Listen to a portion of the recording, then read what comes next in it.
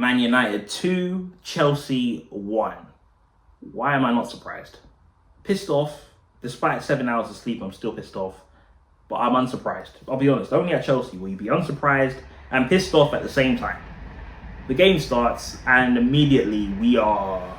I mean, if you look at the lineup, United came out with a terrible lineup. We came out with the best lineup we could have come out with. And we still lost the game. That's just hilarious in itself. It was pretty much Chelsea against Ruben Amorim because the players United have, they are good players, but they are coached so badly. So this was the game we should have won. It really is. This should have been the nail in the coffin for their manager. We should have done that. I mean, to me, at least for us, it's just 3 points that we needed. I don't really care about whether they sack the manager or not. That's United's problem, not ours. But for us, we needed to win this game finally, just for the sake of getting rid of that ridiculous record at Old Trafford, and also just for 3 points. Like, we need 3 points. Like, we want to be in a title race. We should be winning these games. Like, the Bournemouths, the Palaces, the Brightons, the Forests. Like, we need to win these games. And we can't even beat Man United. That's like... It tells you a lot, you know. It really does. But immediately the game starts.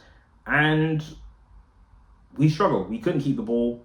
They already got a shot off. Sanchez just parried it instead of catching it. And I thought, bro, just catch it so then you can slow things down. But he didn't. Then later on, ball in the air. Caicedo loses Mbemo. Mbemo makes a smart run after Sesko wins the ball. And it goes to Mbemo, yes, 1-on-1 with the goalkeeper. And Sanchez, for some reason, decides to technically fly kick it. That's what he does. And he gets sent off. I wanted to just let this play out because I couldn't do a review with anyone else in the house. I was not in a good mood after that game. And I was listening to some others like giving their thoughts on the game, and there were a few that were actually defending Sanchez and saying, "Oh no, he felt like he had to do that. It was a last-ditch challenge." No. He didn't need to do that. There was no reason whatsoever to do that. Even if Mbemo scored, it's 5 minutes into the game. You have 85 minutes to equalize and go on to win the game and score even more goals. So there was no need for that because he got sent off and we ended up conceding anyway. So there was no point. Like, his sacrifice, that wasn't even a sacrifice. It was just, it was like jumping ship. You just jumped ship and just left us out there dry. That was it. That was it. There was nothing. There was no reason for that. No reason. But it wasn't solely him. It wasn't just him. Because Sanchez, I don't know why he's here. I'll be honest, I don't know why he's here. For the third season in a row, I don't know why he's here. He wasn't good enough to start for Brighton. The guy was a bench warmer at best, and he wasn't even second choice. So I don't know why there are people that think he's good enough to start for Chelsea. I'm just being honest. I don't know why. But there's that. But then Maresca made probably the worst response to a red card I've ever seen in my life. Because taking off Esteval, I understand that. To bring on Jorgensen, that's fine. But then bringing on Tosin for Pedro Neto, hard-working, quick, tenacious, always tracking back to help out defend. Why? That alone told me that he was throwing in the towel. That told me he was giving up. That's what it told me. Like, I'm sorry, but I don't know how far we're gonna go with a manager like that. I'm sorry, because I've been critical of Maresca, but stuff like that infuriated me. I'm being honest.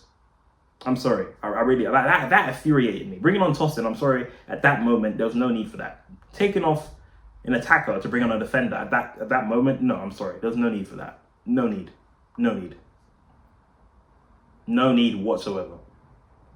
So Pedro Neto goes off for Tosin, and then we brought on we took off Cole Palmer. I think we changed it to like a 5-3-1 because Cole Palmer eventually went off, and then we brought on André Santos, and there was a midfield three of Enzo, Caicedo, and André Santos. And even with that Palmer substitution as well, like that annoyed me in itself. That annoyed me in itself because he wasn't even fit. He wasn't fit. Maresca even told us after the game he wasn't 100% fit, but he wanted to play. So why did you play him? I don't care if he wants to play. You're the manager. You're supposed to protect him. Even if it's against what he wants, he's not fit. If he's not 100% fit, why did you play him? Because he just ended up making 2 wasteful subs.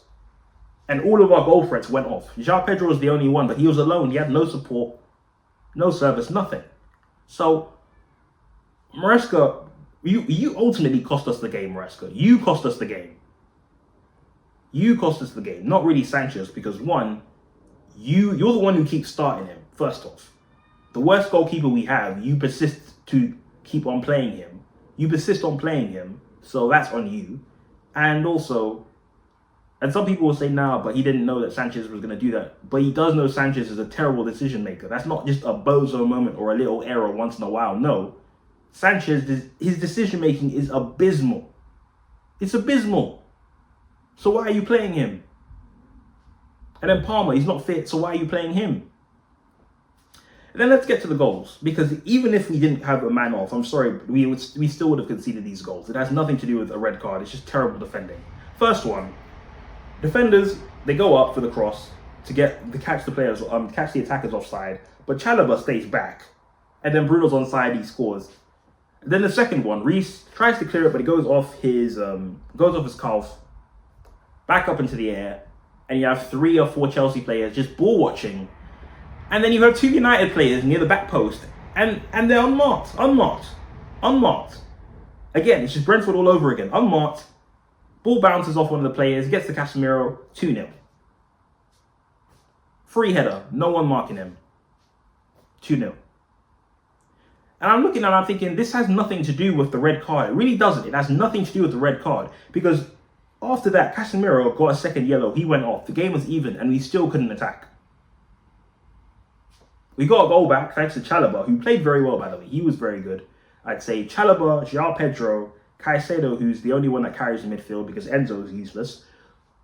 I'd say those 3 are the only ones that can walk away, I guess, with their heads held high or I guess with some pride. Those are the only ones. Everyone else was terrible. I mean, Fofana, to be fair, he put in a good shift. He was okay. But yeah, awful.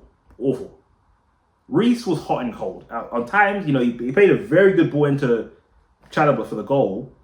But on one hand, he made an error that led to Fernandes almost scoring. And then he's technically or partially at fault for the second goal because for the poor clearance. So he was hot and cold. It was hot and cold with Reece. I'm not going to lie. I expected a lot better from Reece. I'm not very impressed with him today. But overall, I'm not impressed. Overall, I felt bad for João Pedro. And another thing, I was looking at the squad and I thought, where's Josh Chempong? And where's Mark Hugh? Josh Chempong, I'll leave that to the side for a minute because we actually need attackers. So I'm looking at the attack now and I'm thinking, why didn't we keep on Neto? And if anything, why didn't we bring on Mark Hugh perhaps to come on and help João Pedro maybe? What's the point of him being here if we don't play him? We loaned him out to Sunderland to bring him back just to not play him. What's the point? What about Buonanotte? Why didn't he get a look in? You know what I mean? Maybe he could have started instead of Palmer. What's the point? Why just stuff like that? Just for once. The only positive that can come out of this is that we have a game without Sanchez. Hopefully that doesn't carry into the cup game, but let's just hope that we have Brighton without Sanchez. That's the only positive I can think of. That's it. Because I don't know why this manager persists on playing this guy. And we hear the manager needs a goalkeeper, but you persist on playing the worst option you have in goal. That's on you. That's on you. And there are some people that will defend Maresca and say, he wanted a goalkeeper, he wanted a centre-back, the directors let him down. Yeah, but Maresca let us down. That was the worst response. No one told him to take off all his attackers. No one told him to do that. Nobody told him to do that. And then there are some people that look at Maresca and say, why didn't he bring on Garnacho? Why didn't he bring on Gittins? Look at what we bought. Look at how they play, and I will tell you what they are. Of course he's not going to bring them on. They're rubbish. What are they going to do? Gittins can't even keep the ball. Garnacho crosses are terrible. Runs down to the edge of the box, crosses it, goes to a defender, cleared. That's it. That's not a goal. That's not threatening. That's not threatening. Some people think just running into the box is threatening. That's not threatening. Some people think running into the box and crossing and having those crosses cleared, that is threatening. That's not threatening. It's not threatening. It really isn't. I'm sorry. It's not threatening. That is awful. That's not threatening at all. So that's 90 million Great British pounds wasted on a left wing that doesn't even start for us. that realistically shouldn't even make the bench, let alone start for us. So that's money wasted. And then again, back to the manager. I can't lie. That response, his management yesterday told me a lot about him. Told me a lot, because that I've been critical of Maresca, but I did not expect such bad management yesterday. I really didn't. That was abysmal. I've never seen such a bad response to a red card. I've seen teams play better with a man sent off. I've seen teams pull out rabbits out of their hats going down to 10 men. I've never seen such a bad response to a red card in my life. I've never seen it. I'm not gonna lie. The average game of the red card, a lot of the time doesn't change too much. But you know what? Forget the red card, because even with a man on, we were still conceding those goals. That's the worst part, because the defending was so bad. And it doesn't even take tactical brilliance there. It's just bad defending. It's just basic defending. And again, and some people are going to say that our defense has improved. I'm sorry, but if the best we have, if Cole, Chalobah, and Fofana, if that's the best we have, we're not going very far. I'm being honest. We're not going very far. If that's the best we can do in defense, we're not going very far. And I don't know who in the recruitment team is holding on to this idea that Sanchez can be the number one goalkeeper for us. I don't know who's holding on to this idea, but let it go. Just let it go. Wanting so hard to be right, just let it go. Let it go. And Maresca, mate, open your eyes and look at what you've done.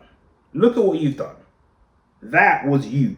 Today, that was you. You did this. You did this. Your persistence with this goalkeeper, your cowardice, that is what cost us today.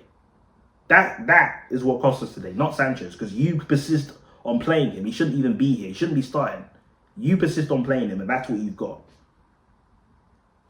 So that's on you.